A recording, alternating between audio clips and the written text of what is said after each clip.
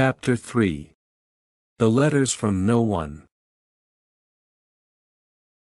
The escape of the Brazilian boa constrictor earned Harry his longest ever punishment.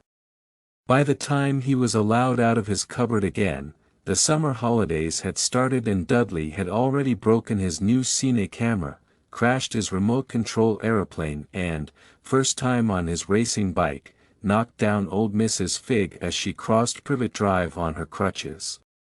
Harry was glad school was over, but there was no escaping Dudley's gang, who visited the house every single day.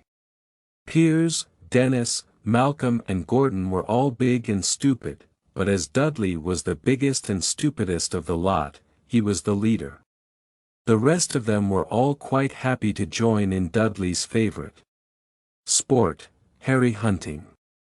This was why Harry spent as much time as possible out of the house, wandering around and thinking about the end of the holy days, where he could see a tiny ray of hope.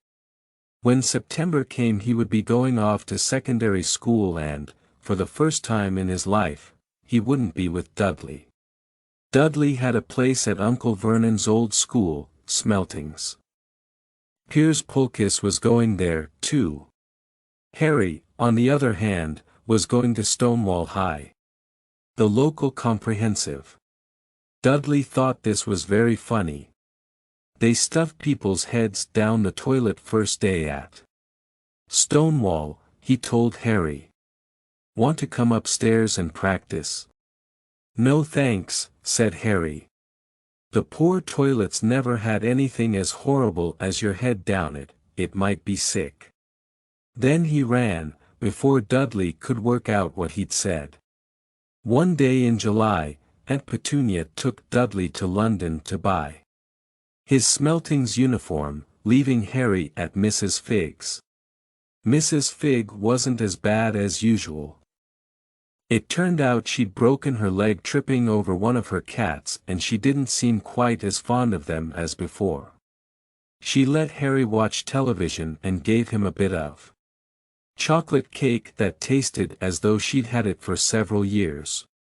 That evening, Dudley paraded around the living room for the family in his brand new uniform.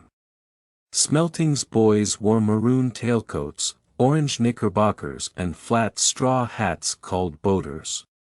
They also carried knobless sticks, used for hitting each other while the teachers weren't looking. This was supposed to be good training for later life.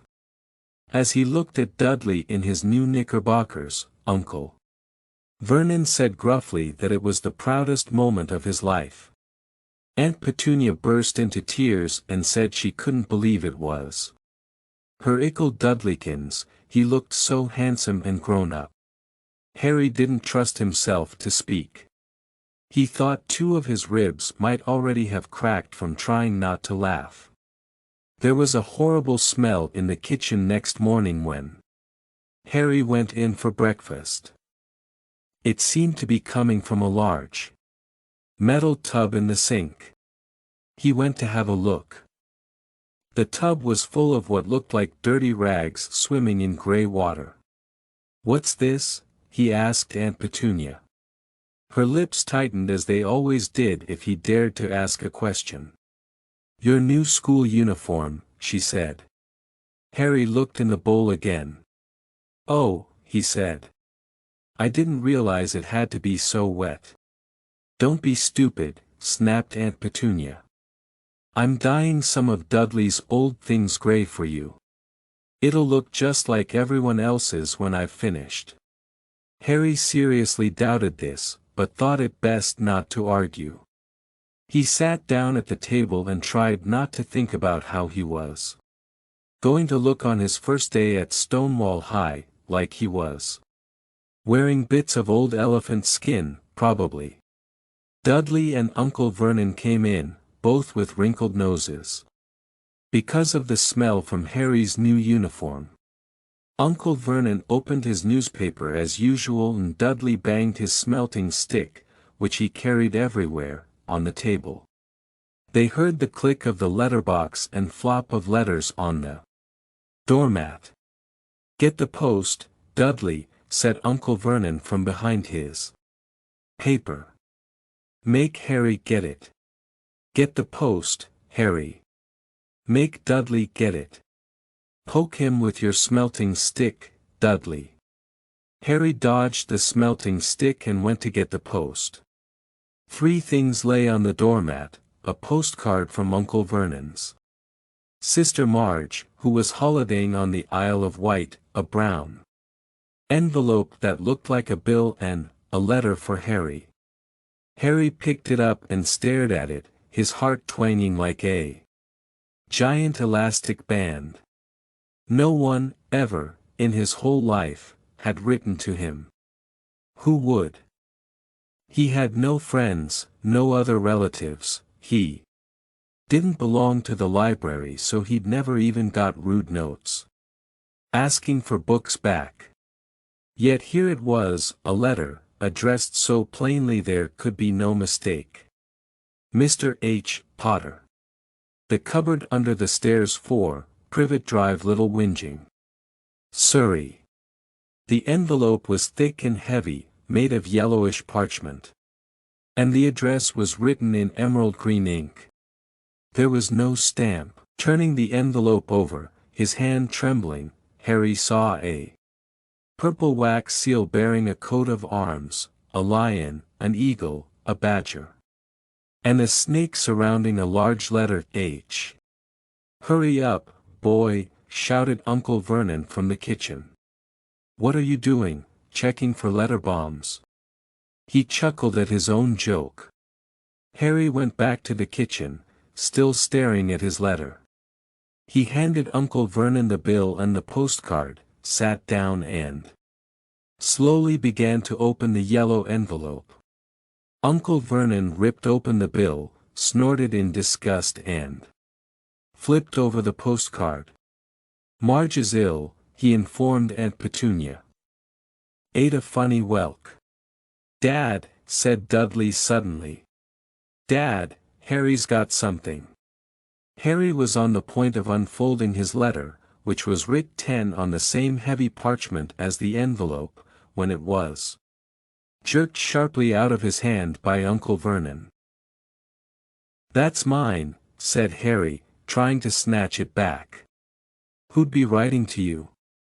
sneered Uncle Vernon, shaking the letter open with one hand and glancing at it. His face went from red to green faster than a set of traffic lights. And it didn't stop there. Within seconds it was the grayish-white of old porridge. "P.P. Petunia," he gasped. Dudley tried to grab the letter to read it, but Uncle Vernon held it high out of his reach. Aunt Petunia took it curiously and read the first line. For a moment it looked as though she might faint. She clutched her throat and made a choking noise. "Vernon! Oh my goodness, Vernon!"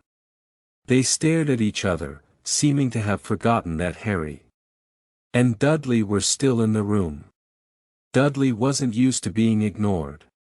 He gave his father a sharp tap on the head with his smelting stick. "I want to read that letter," he said loudly. "I want to read it," said Harry furiously, "as it's mine." "Get out, both of you," croaked Uncle Vernon, stuffing the letter back inside its envelope. Harry didn't move. "I want my letter," he shouted. "Let me see it," demanded Dudley. "Out," roared Uncle Vernon, and he took both Harry and Dudley by the scruffs of their necks and threw them into the hall, slamming the kitchen door behind them. Harry and Dudley promptly had a furious but silent fight over who would listen at the keyhole. Dudley won, so Harry, his glasses dangling from one ear, lay flat on his stomach to listen at the crack between door and floor.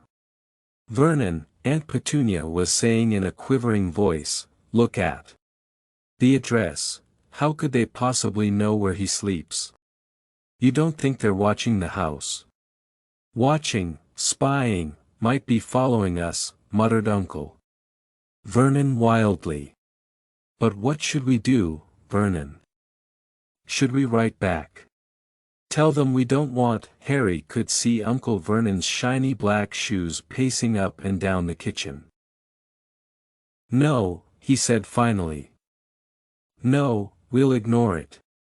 If they don't get an answer, yes, that's best, we won't do anything.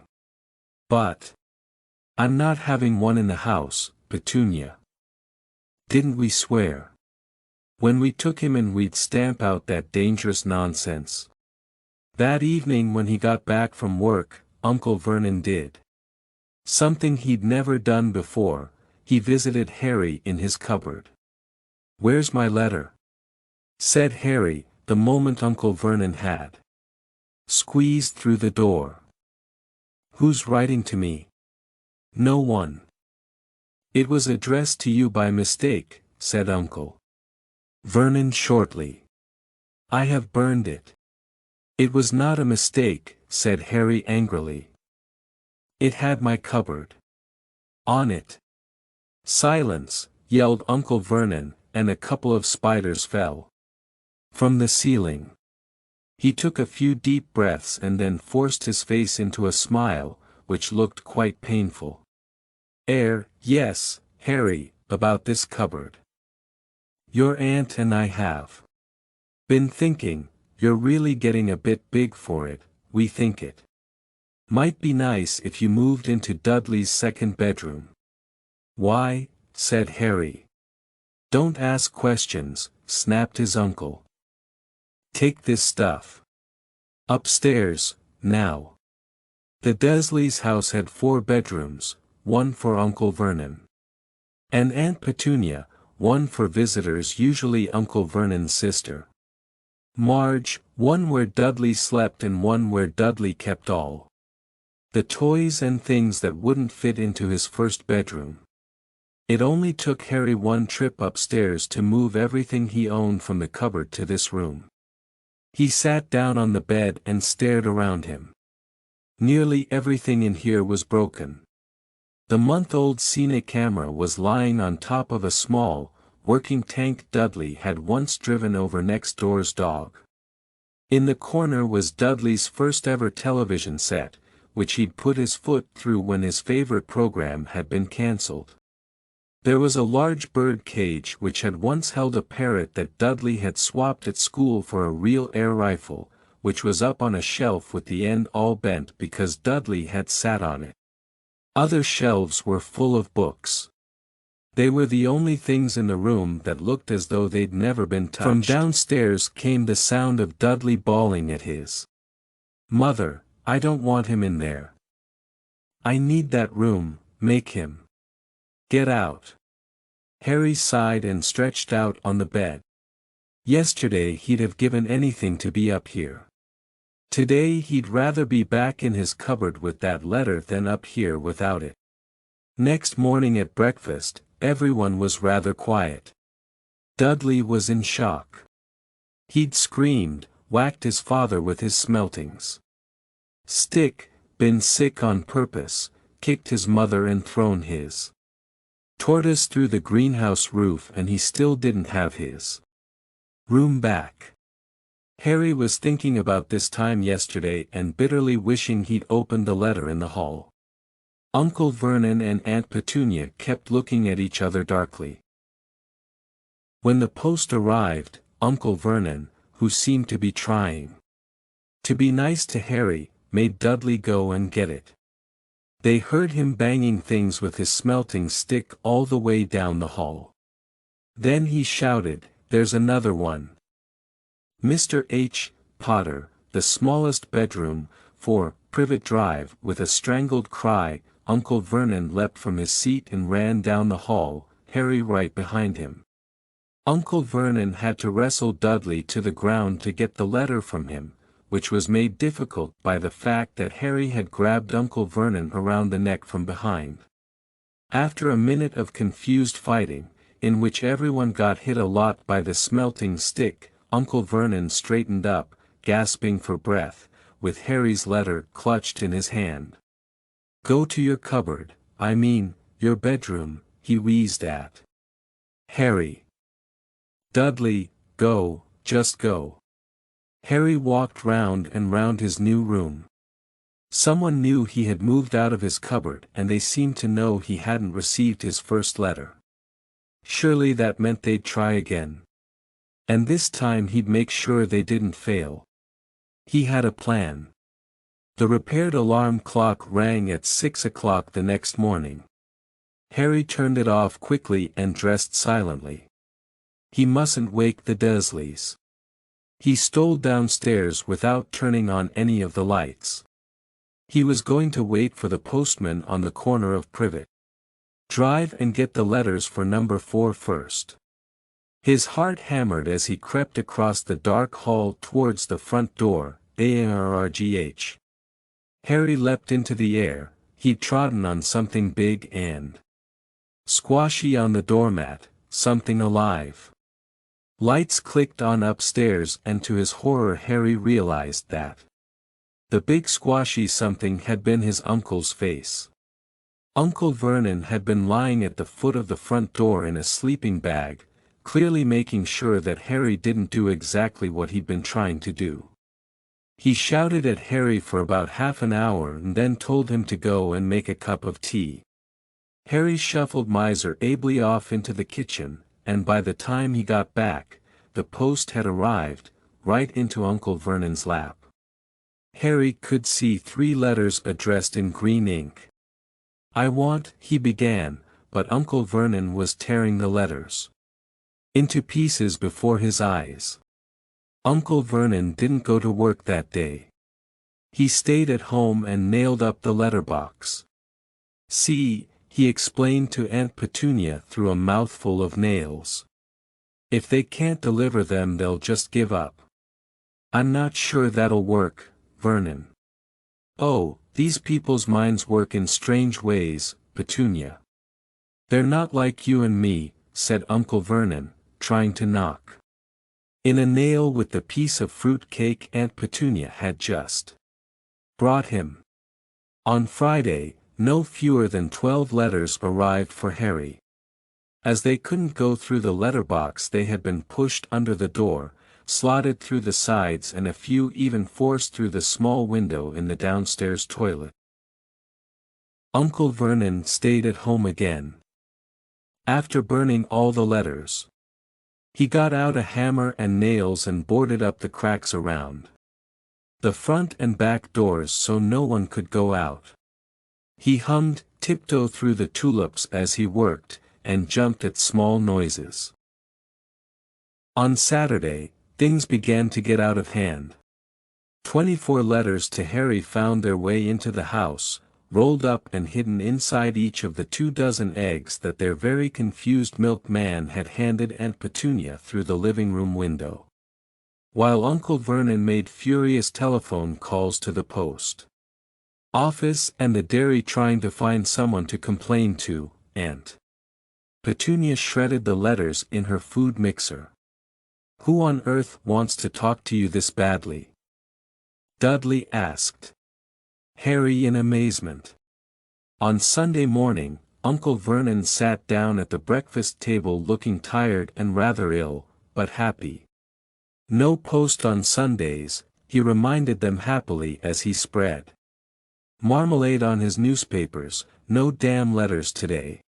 Something came whizzing down the kitchen chimney as he spoke and caught him sharply on the back of the head. Next moment, 30 or 40 letters came pelting out of the fireplace like bullets. The Dursleys ducked, but Harry leapt into the air trying to catch one. Out! Out! Uncle Vernon seized Harry around the waist and threw him into the hall. When Aunt Petunia and Dudley had run out with their arms over their faces, Uncle Vernon slammed the door shut. They could hear the letters still streaming into the room, bouncing off the walls and floor. "That does it," said Uncle Vernon, trying to speak calmly but pulling great tufts out of his mustache at the same time. "I want you all back here in 5 minutes, ready to leave. We're going away. Just pack some clothes. No arguments." He looked so dangerous with half his mustache missing that no one dared argue. 10 minutes later they had wrenched their way through the boarded-up doors and were in the car, speeding towards the motorway. Dudley was sniffling in the back seat. His father had hit him round the head for holding them up while he tried to pack his television, video, and computer in his sports bag. They drove. And they drove. Even Aunt Petunia didn't dare ask where they were going. Every now and then Uncle Vernon would take a sharp turning and drive in the opposite direction for a while. "Shake 'em off, shake 'em off," he would mutter whenever he did this. They didn't stop to eat or drink all day. By nightfall Dudley was howling. He'd never had such a bad day in his life. He was hungry. He'd missed 5 television programs he'd wanted to see, and he'd never gone so long without blowing up an alien on his computer. Uncle Vernon stopped at last outside a gloomy-looking hotel on the outskirts of a big city. Dudley and Harry shared a room with twin beds and damp, musty sheets. Dudley snored, but Harry stayed awake, sitting on the windowsill, staring down at the lights of passing cars and wondering. They ate stale cornflakes and cold tinned tomatoes on toast for breakfast next day.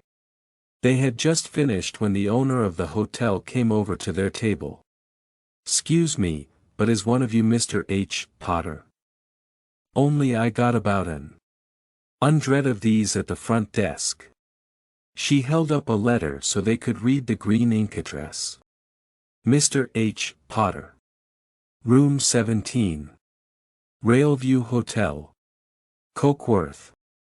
Harry made a grab for the letter, but Uncle Vernon knocked his hand out of the way. The woman stared.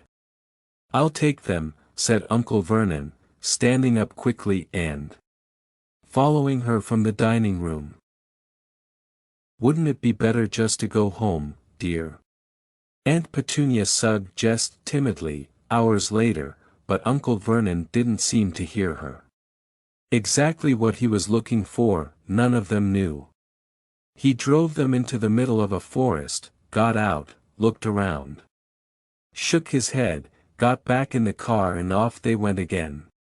The same thing happened in the middle of a plowed field, halfway across a suspension bridge, and at the top of a multi-story car park. "Daddy's gone mad, hasn't he?" Dudley asked Aunt Petunia dully late that afternoon. Uncle Vernon had parked at the coast, locked them all inside the car and disappeared. It started to rain. Great drops beat on the roof of the car. Dudley sniveled. "It's Monday," he told his mother. "The great Umberto's on tonight. I want to stay somewhere with the television Monday."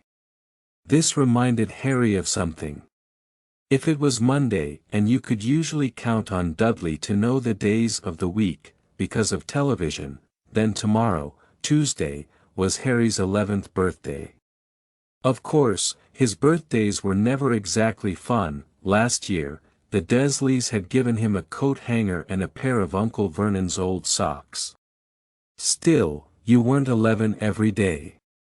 Uncle Vernon was back and he was smiling.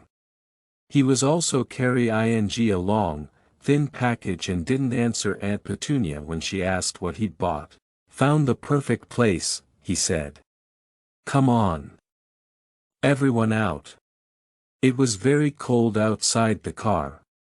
Uncle Vernon was pointing at what looked like a large rock way out to sea. Perched on top of the rock was the most miserable little shack you could imagine. One thing was certain, there was no television in there. "Storm forecast for tonight," said Uncle Vernon gleefully, clapping his hands together. "And this gentleman's kindly agreed to lend us his boat." A toothless old man came ambling up to them, pointing, with a rather wicked grin, at an old rowing boat bobbing in the iron gray water below them. "I've already got us some rations," said Uncle Vernon, "so all aboard." It was freezing in the boat. Icy sea spray and rain crept down their necks and a chilly wind whipped their faces. After what seemed like hours they reached the rock, where Uncle Vernon, slipping and sliding, led the way to the broken-down house. The inside was horrible, it smelled strongly of seaweed, the wind whistled through the gaps in the wooden walls and the fireplace was damp and empty. There were only 2 rooms. Uncle Vernon's rations turned out to be a packet of crisps each. And 4 bananas. He tried to start a fire but the empty crisp packets just smoked and shriveled up. Could do with some of those letters now, he said cheerfully. He was in a very good mood. Obviously he thought nobody stood a chance of reaching them here in a storm to deliver post. Harry privately agreed, though the thought didn't cheer him up at all. As night fell, the promised storm blew up around them. Spray from the high waves splattered the walls of the hut and a fierce wind rattled the filthy windows. Aunt Petunia found a few moldy blankets in the second room and made up a bed for Dudley on the moth-eaten sofa. She and Uncle Vernon went off to the lumpy bed next door and Harry was left to find the softest bit of floor he could and to curl up under the thinnest, most ragged blanket. The storm raged more and more ferociously as the night went on. Harry couldn't sleep. He shivered and turned over, trying to get comfortable, his stomach rumbling with hunger. Dudley's snores were drowned by the low rolls of thunder that started near midnight. The lighted dial of Dudley's watch, which was dangling over the edge of the sofa on his fat wrist, told Harry he'd be 11 in 10 minutes' time. He lay and watched his birthday tick nearer, wondering if the Dursleys would remember at all, wondering where the letter writer was now. 5 minutes to go. Harry heard something creak outside. He hoped the roof wasn't going to fall in, although he might be warmer if it did. 4 minutes to go. Maybe the house in Privet Drive would be so full of letters when they got back that he'd be able to steal one somehow. 3 minutes to go.